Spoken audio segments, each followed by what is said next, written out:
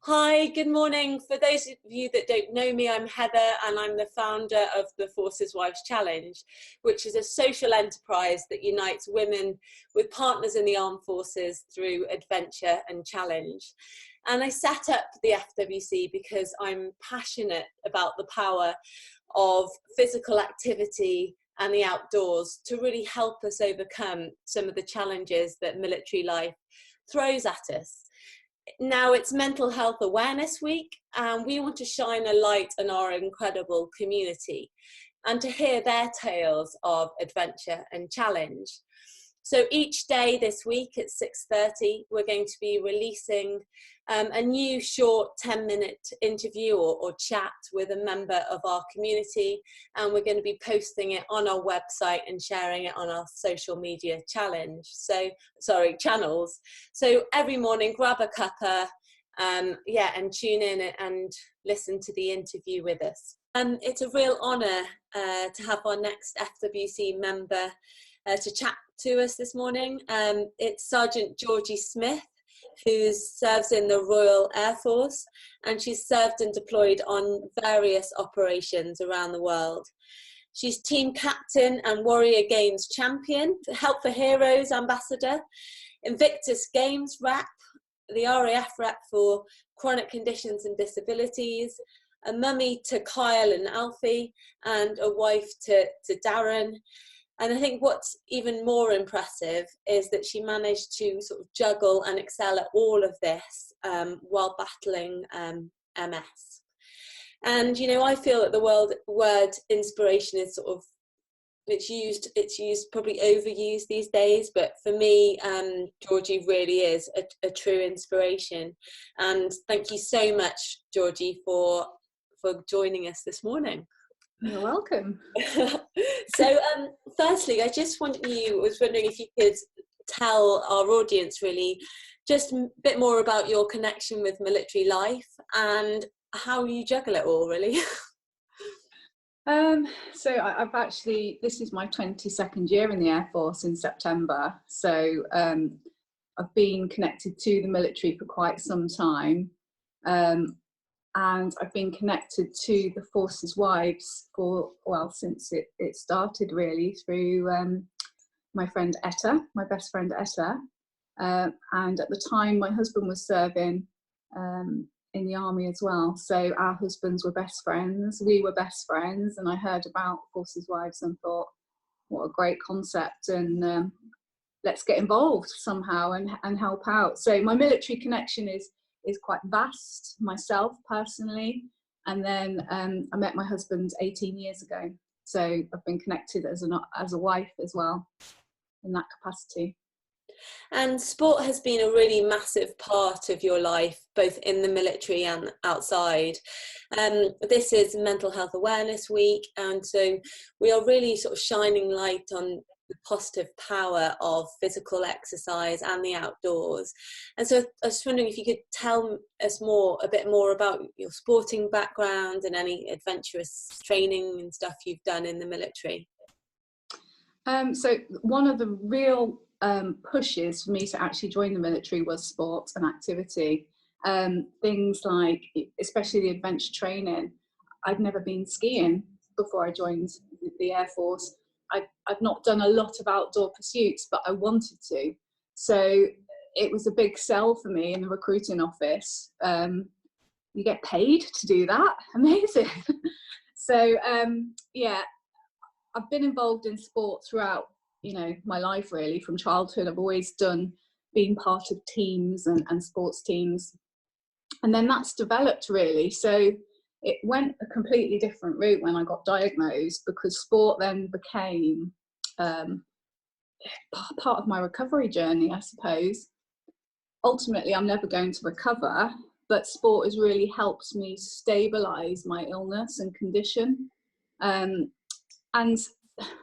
the way I'm doing things that I would never normally have done. So I would never have gone into a gym and thrown weights around.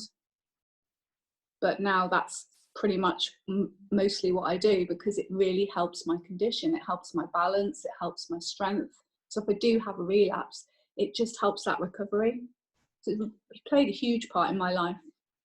So tell us a bit more about that, about how, what specifically you've done since your diagnosis with MS. Did you say it was 4 years ago that you got diagnosed? 5 years ago, yeah.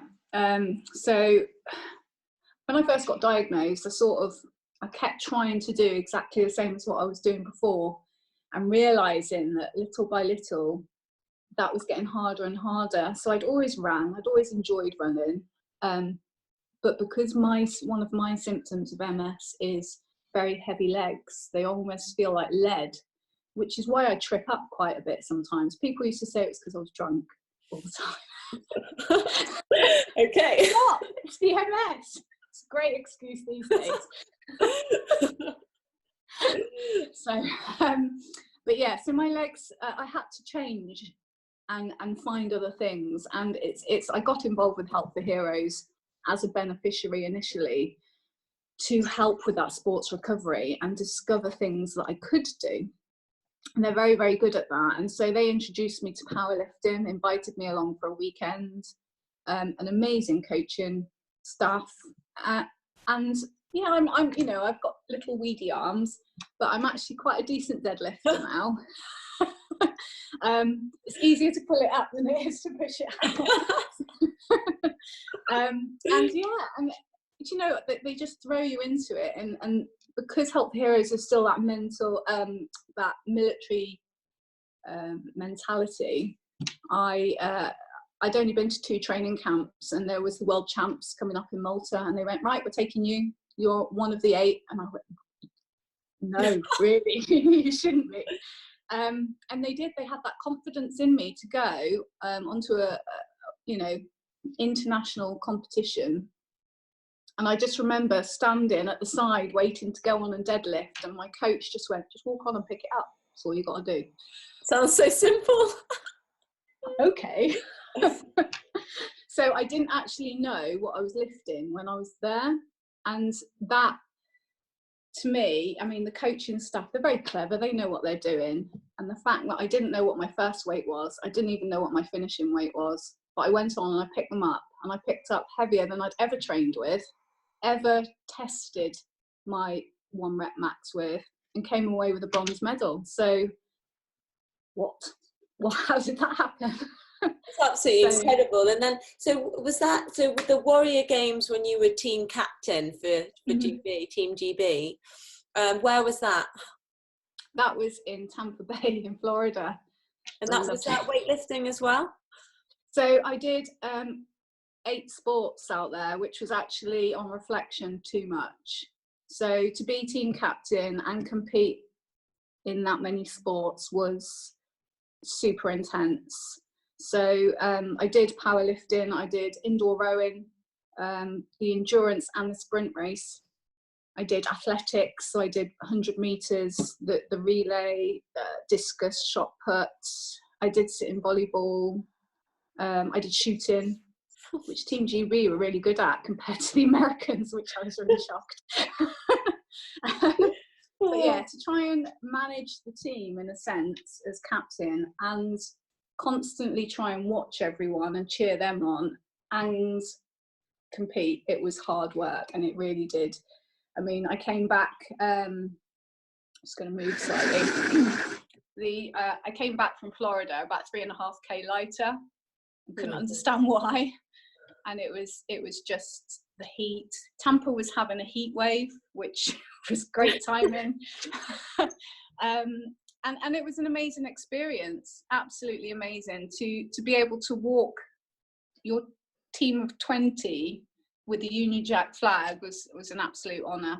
Really, really good. And those memories will stick forever. And I just think, for me, just your story, I really think is incredible, because I can't imagine getting that news on that day when you got diagnosed, and just the way that you just seem to have fought it so strongly, I suppose, and you've just really gone forward and you've thought, right, I'm going to attack this with everything I've got, and you've used sport as a means of doing that. And I think the community that it's given you sounds like absolutely incredible and so supportive.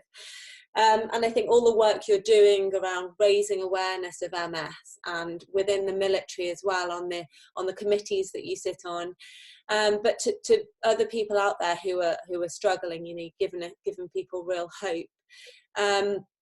And how is it at the moment for you with COVID situation? I understand that you're separated from Dad and the kids. Yeah, so when it all happened, initially, I wasn't classed as one of the vulnerable, which I thought, well, that's okay, that's fine. And then I had a phone call off my neurologist only a week or so after lockdown, who went through some chats with me and just said, no, you are vulnerable. You've been missed because you're on a clinical trial, and so you haven't popped up on the normal registers, but you need to completely isolate. And because Darren is now a postman and my eldest is one of the GCSE kids that didn't do their GCSEs, so he bless him, went out. He's actually applied to join the Air Force, so he's in the process at the moment. And pending that, he went and got himself a job on a farm, so he's mixing with people. And then because of that, Alfie, the youngest, had to go into the emergency childcare hubs that have been set up around the Vale. So with that in mind, my neurologist was very conscious that the three of them are not really isolating in any capacity. And so also a lot of people with MS through COVID have had their treatment paused because of the ingredients in some of the drugs that we're given. So not only have we got to sort of stay away from COVID, we've got to try and remain as healthy as we can because we're not on any treatment. Sounds really, really, really tough at the moment. And so what are your next fitness goals? What have you been doing to keep your sort of sanity in these difficult times? Those media teams sort of gave me a challenge. So my work colleagues were coming up with some right random stuff. And at first they were suggesting a 1,000 rep challenge. I was like, are you mad? You know, my page is about MS and battling it, and a lot of the people that follow it have MS, and I want it to be achievable and adaptable. So 100 reps is much more streamlined to that. So each day someone will message me with what the next day's challenge is, and then sometimes they will post their videos as well. So I had Etta doing it. Oh, brilliant. What was she doing? Not getting away with it. And it was actually the day she did it, I think it was the day before, the day after the Forces Wives Pen a Fan challenge. Oh my goodness. So I think she was cursing me, but she gave me the challenge. Yeah, love Etta. Oh, brilliant. So yeah, it's just kept me focused really, and kept me going. It's nice and gives me something to talk about every day. And so just to sum up then, really, you know, a lot of our listeners might be watching and they'll be struggling themselves with, you know, health or mental health struggles at the moment. And what advice would you give to them really to get you through the dark days?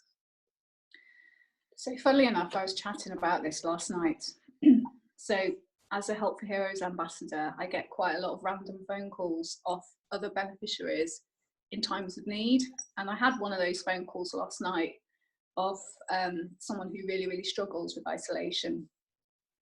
But at the end of that chat, both of us were smiling, having a laugh. And I think it is simply that. I've reconnected with people over the last 7 weeks that I've been friends with in the past, you know, quite closely with, but you know, the military lifestyle, you move around, you lose touch a little bit. But I've reconnected a lot with people from the past, and it's been really nice catching up. So for me, keeping busy, keeping a focus, and keeping connected is really important. Well, Georgie, I couldn't agree more, and just thank you so much. It's been really lovely catching up this morning. And yeah, just good luck with everything. Please keep posting. If anyone would like to donate to your 100 rep challenge, how can they donate? So I'm purely donating to the NHS collective charities at the moment. So Right. on my Battling MS page, there is a button on there if you want to donate. Brilliant. Well, thanks so much, and looking forward to catching up soon. Thank you.